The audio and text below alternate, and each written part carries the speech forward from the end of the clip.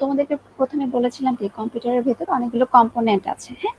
তো কম্পোনেন্ট গুলোকে যখন অ্যানালাইসিস করা হয়, তো সেখানে যেটা হয় আর কি, সেখানে দুইটা জিনিস অ্যানালাইসিস করার প্রয়োজন আসে।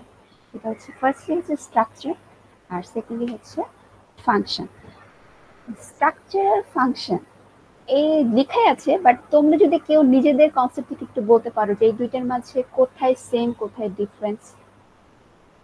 কম্পোনেন্টের টোটাল যে অ্যাচিভমেন্টটা, হ্যাঁ, কম্পোনেন্ট গুলো কোথায় কিভাবে আছে এটাকে আমরা বলতে পারি স্ট্রাকচার, এবং কম্পোনেন্টটা কি টাইপের ফাংশনালিটি বা কি টাইপের অপারেশন পারফর্ম করবে, যেরকম প্রসেসরের কি কাজ সে প্রসেসই করবে, মেমোরির কি কাজ সে স্টোরি করবে।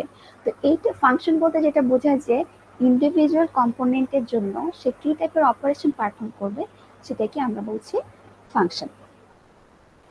তো মোটামুটি এটা বলার আগে আমরা একটা ছবি দেখে আসি, এই ছবিটা দেখে আমাদের ক্লিয়ার হয়ে যাবে। সেটা হচ্ছে আমরা আমরা সবাই তো কম্পিউটারের সাথে অনেক বেশি রিলেটেড, তো এই জিনিসটা আমাদের থিওরির থেকে আমরা ছবি বা ভিজুয়ালাইজ কিন্তু বেশি ভালো মতো করতে পারবো, এই জন্য এই ছবিটা তোমাদের দেখানো। তো আমরা জানি যে কম্পিউটারের কি কাজ, সে বাহির থেকে কোন একটা ডাটা সে কি করবে, হয়তো দরকার পড়লে মুভ করে ভেতরে আনবে, ভেতরে আনার পর সেটাকে যদি দরকার পড়ে সেটাকে স্টোর করে রাখবে, আর যদি তার প্রসেস করার দরকার পড়ে সে প্রসেস করে স্টোর করে রাখবে।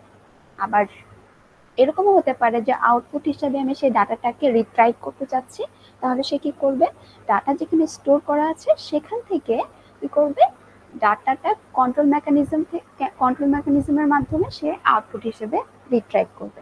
এইটাই তো মোটামুটি ফাংশনাল যে এরিয়াটা কম্পিউটারের।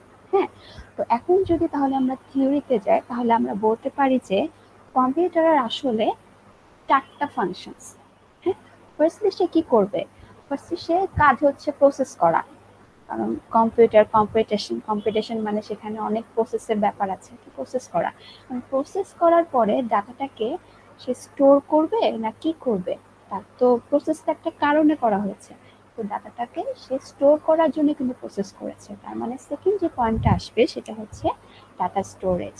এখন ডাটা মুভমেন্ট বলতে যেটা বোঝায় যে হতে পারে তুমি ইনপুট হিসেবে বাইরে থেকে কোনো একটা ডাটা দিচ্ছ, মুভ করছো, আবার হতে পারে তুমি ভেতর থেকে বা কম্পিউটারের আহ, ভেতরের থেকে তুমি কোনো আউটপুট হিসেবে কিছু চাচ্ছ, মুভ করতে চাচ্ছ তোমার সাইডে।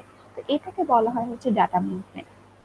আর কন্ট্রোল বলতে যেটা বোঝায় যে এই যে তিনটা ফাংশনস আছে, এই তিনটা ফাংশনস গুলোকে ভালো মতো পারফর্ম করার জন্য, তাদের মাঝে যেন কোনো ল্যাগ ক্রিয়েট না হয়, তাদের মাঝে যেন কোনো ট্রাফিক ক্রিয়েট না হয়, সবকিছু যেন সিস্টেম ওয়াইজ হয়। তো এটা কন্ট্রোলিং এর জন্য একজনকে থাকতে হবে, যদি কন্ট্রোলিং এর জন্য কেউ না থাকে তাহলে তো কি হবে, তিনজনই তো তিনজনকে বস হিসেবে কাউন্ট করার চেষ্টা করবে।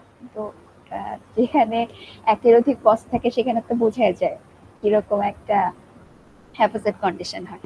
তো এখানে এই তিনজনকে কন্ট্রোল করার জন্য একটা কন্ট্রোলিং ইউনিট দরকার। তার মানে আহ, যদি তোমাদের কাজ করা হয় যে কম্পিউটারের যে মেইন ফাংশনটা কি, তাহলে তোমরা এই চারটা পয়েন্ট অবশ্যই মেনশন করবে। আচ্ছা, তো এখানে কিছু হচ্ছে অপারেশন সাইড এখানে দেখানো হয়েছে যে যেহেতু এখানে চারটা অপারেশনের কথা বলা হয়েছে, তো চারটা অপারেশন এখানে একটু ভিজুয়ালাইজড হইতে দেখানো হয়েছে। তো মুভমেন্ট বলতে যেটা বোঝায় যে বাহির থেকে আদান প্রদান, এই জন্য এখানে একটা কন্ট্রোলের সাথে মুভমেন্টের একটা রিলেশন এখানে দেখানো হয়েছে। আর স্টোরেজ বলতে যেটা বোঝায় যে হতে পারে আমি কোনো একটা ডাটা কি করতে চাচ্ছি, পেন ড্রাইভ থেকে আমার হার্ড ডিস্কে স্টোর করতে চাচ্ছি। তো সেক্ষেত্রে কি করতে হবে, আমার পেন ড্রাইভটা আগে ইনপুটে দিতে হবে, তারপর ইনপুট থেকে সেটাকে আমার হার্ড ডিস্কের কোনো একটা ড্রাইভে সেটা রাখতে হবে। এটা হচ্ছে আমার স্টোরেজ মেকানিজম। আবার এটার অপোজিটটাও হতে পারে, আমি কোনো একটা হার্ড ডিস্কে কোনো একটা সেকশন থেকে আমার পেন ড্রাইভে কিছু ডাটা নিতে চাচ্ছি, তো সেক্ষেত্রে আমাকে কি করতে হবে, আমাদের যে স্টোরেজটা আছে স্টোরেজ থেকে আমাকে ডাটাটাকে মুভ করে আমার পেন ড্রাইভে আনতে হবে। আর থার্ড যে ব্যাপারটা আছে সেটা হচ্ছে আমার হয়তো হার্ড ডিস্কে কোনো ডাটা আছে, আমার হয়তো কোনো একটা ডক ফাইল আছে, ডক ফাইলটাকে আমাকে কি করতে হবে, কিছু এডিট করতে হবে। তো এডিট করতে গেলে আমাকে কি করতে হবে, অবশ্যই সেখানে একটা প্রসেসের ব্যাপার থাকবে। তো তো প্রসেসের ব্যাপার থাকবে মানে তাদের এই দুইটা মেকানিজমের মাঝে একটা ইন্টার রিলেশন ক্রিয়েট করতে হবে। যখনই এই দুইটা প্রসেসের মাঝে বা দুইটা স্টেপের মাঝে ইন্টার রিলেশন থাকবে সেখানে অবশ্যই কন্ট্রোল ইউনিট থাকবে। কন্ট্রোল ইউনিট কি করবে? এই দুইটাকে সে লিড করবে। তো কন্ট্রোল ইউনিটের সাহায্যে স্টোরেজ থেকে ফার্স্টলি হচ্ছে যে ডাটাটা আমার প্রসেস করতে হবে সেটাকে আমাকে কি করতে হবে? প্রসেসরে আগে নিয়ে আসতে হবে। প্রসেসরে নিয়ে আসার পরে আমি কি করব? সেটাকে প্রসেস করব। প্রসেস করার পরে যেটা হবে যে এখন প্রসেস আমার হয়ে গেছে, এখন সেটাকে আবার আমার যেটা স্টোরেজ আছে সেখানে আবার ট্রান্সফার করতে হবে। সেটাকে আমি আবার ট্রান্সফার করে স্টোরেজে পাঠিয়ে দেবো। প্রত্যেকটা ক্ষেত্রে কোনো একটা স্টেপ পারফর্ম করার পরে অবশ্যই সেটা কন্ট্রোল ইউনিটের কাছে যাবে। মানে এখানে স্টোরেজ থেকে কন্ট্রোল, কন্ট্রোল থেকে প্রসেস, আবার প্রসেস থেকে কন্ট্রোল, কন্ট্রোল থেকে স্টোরেজ। এই জিনিসটা সবসময় কন্টিনিউয়াস লুপ আকারে চলতেই থাকবে।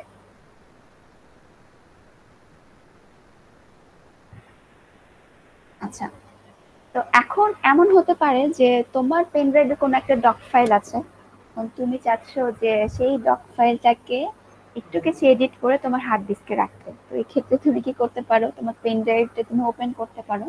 ওপেন করার পরে ওখানেই তুমি প্রসেস এডিট করলে। এডিট করা মানে সেখানে কিছু প্রসেসিং এর ব্যাপার থাকলো।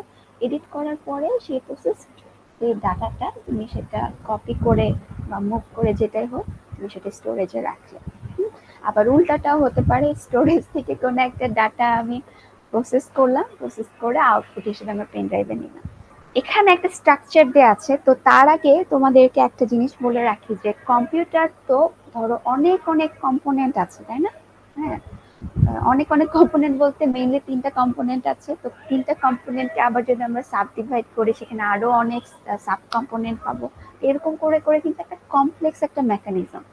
তো কম্পিউটারের এই কমপ্লেক্স মেকানিজমটা যখন আমরা স্টাডি করতে যাব তখন কিন্তু আমরা যদি একটা স্টেপ ফলো না করি, আমরা যদি একটা হায়ারার্কি ফলো না করি, আমাদের কিন্তু অ্যাপোজিট কন্ডিশন হয়ে যাবে। ধরো আমি যদি হুট করে যদি ক্যাশ মেমোরি নিয়ে পড়াশোনা করি তাহলে কিন্তু আমি অনেক কিছু বুঝবো না, কারণ ক্যাশ মেমোরি আসলে কোথায় থাকে আমি জানি না, তাই না?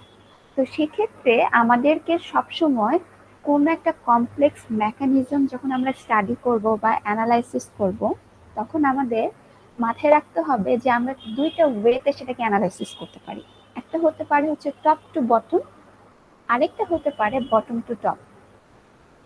টপ টু বটমটা আসলে আমাদেরকে মানে অনেক কিছু এক্সামাইন করে দেখা যায় যে টপ টু বটমটা হচ্ছে আমাদেরকে একটা ক্লিয়ার ওভারভিউ দেয়। আমরা যদি হায়ার লেভেল থেকে লোয়ার লেভেলে আস্তে আস্তে যদি আগাই তাহলে কিন্তু আমাদের কনসেপ্টটা কিন্তু অনেক ক্লিয়ার হয়। কিন্তু বটম লেভেল থেকে আমরা যখন টপ লেভেলে যাব তখন সেক্ষেত্রে জিনিসটা অতটা ক্লিয়ার হয় না।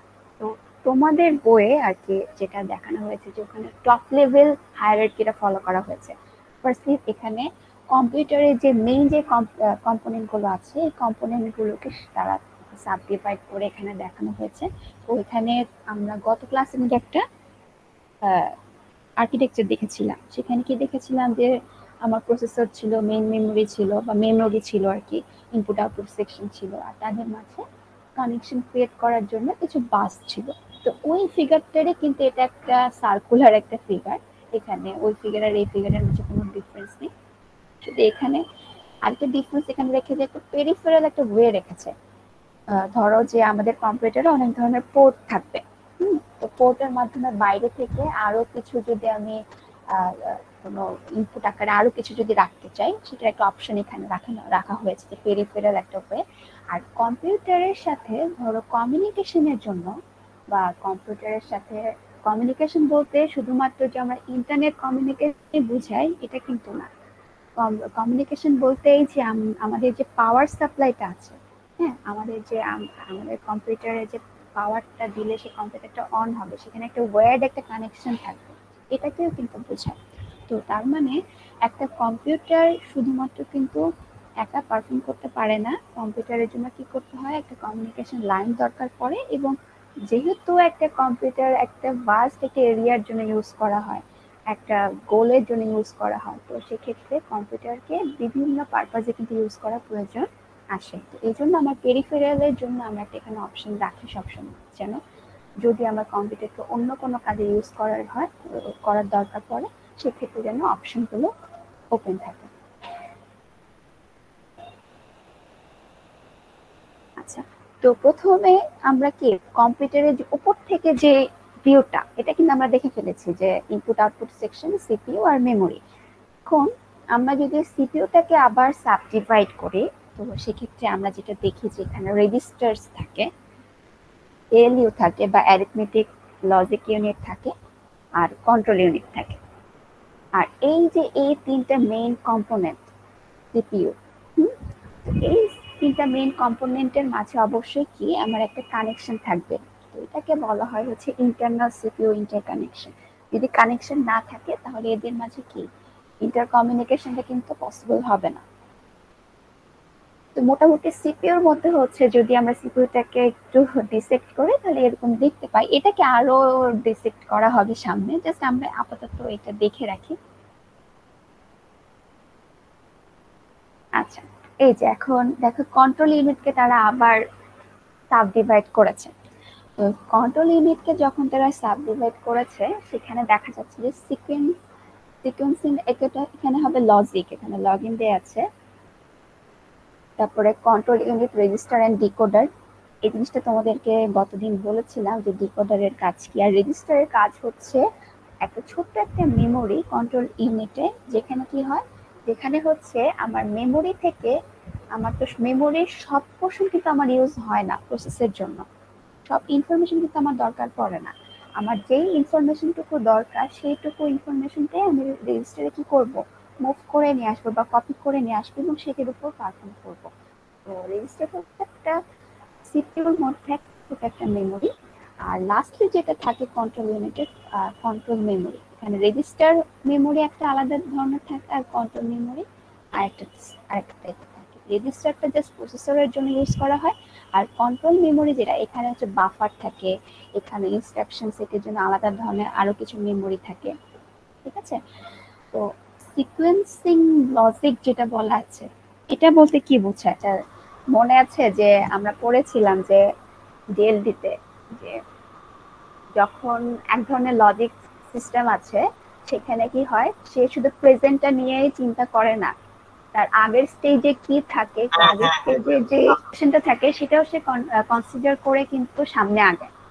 তো কন্ট্রোল ইউনিট হচ্ছে শুধুমাত্র যে তুমি প্রেজেন্ট ইউনিট বা প্রেজেন্ট ইনপুট তুমি কি দিলে সেটার উপরে কিন্তু কাজ করে না। কন্ট্রোল ইউনিটে তোমার আগে যে ইনফরমেশনটা আছে সেইটা চিন্তা করবে, এবং তুমি যে ইনপুটটা দিবে সেই দুইটা সে অ্যানালাইসিস করে ফিউচারে যে আউটপুট আছে সেটা সে প্রোভাইড করবে।